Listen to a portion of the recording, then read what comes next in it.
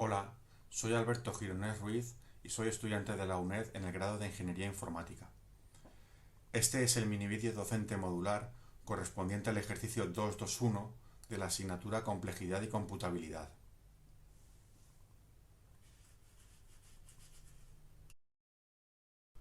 El enunciado del ejercicio 221 nos plantea lo siguiente. Tenemos un lenguaje L de forma que existe una reducción desde L sub d hasta L y nos pregunta si ese lenguaje L es recursivamente enumerable o por el contrario no es recursivamente enumerable. Antes de abordar la resolución del problema, tenemos que aclarar una serie de cuestiones previas. La primera es saber cuáles son los lenguajes recursivamente enumerables y cuáles son los lenguajes no recursivamente enumerables. La segunda cuestión es saber cuál es el lenguaje de diagonalización L sub d. Y la tercera es saber en qué consiste la reducción de problemas. El lenguaje de diagonalización L sub d está formado por todas las codificaciones de la máquina de Turing que no forman parte del lenguaje de la máquina de Turing que codifican.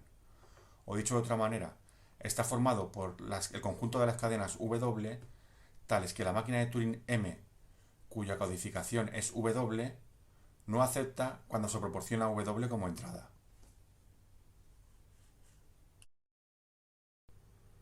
Un lenguaje L es recursivo si existe una máquina de Turing M que lo acepte, de tal manera que si la cadena W pertenece al lenguaje L, entonces la máquina de Turing entra en un estado de aceptación y se detiene.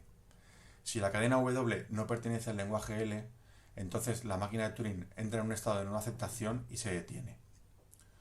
Un lenguaje es recursivamente enumerable si existe una máquina de Turing M tal que si la cadena W pertenece al lenguaje L, entonces la máquina de Turing M acepta y se detiene.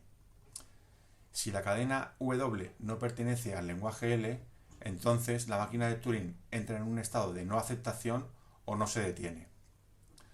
Un lenguaje no es recursivamente enumerable si no existe una máquina de Turing que lo acepte.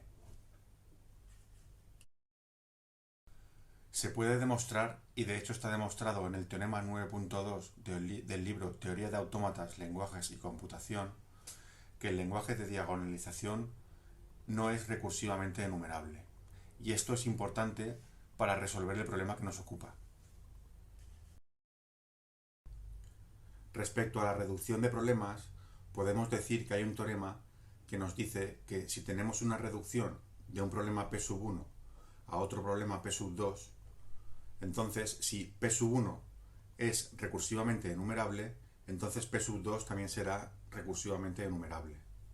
Si por el contrario P sub 1 es no recursivamente enumerable, entonces P sub 2 también será no recursivamente enumerable.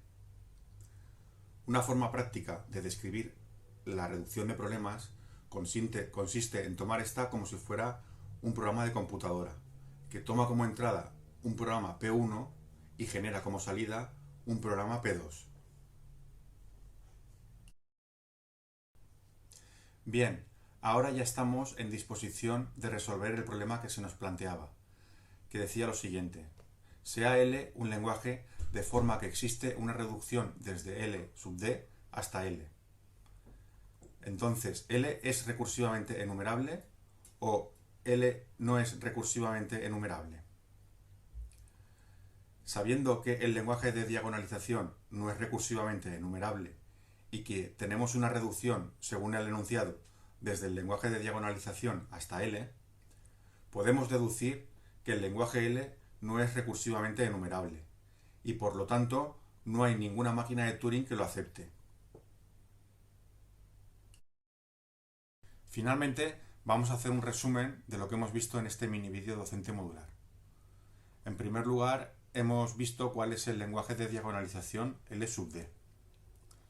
En segundo lugar, hemos visto cuáles son los lenguajes recursivos, los recursivamente enumerables y los no recursivamente enumerables.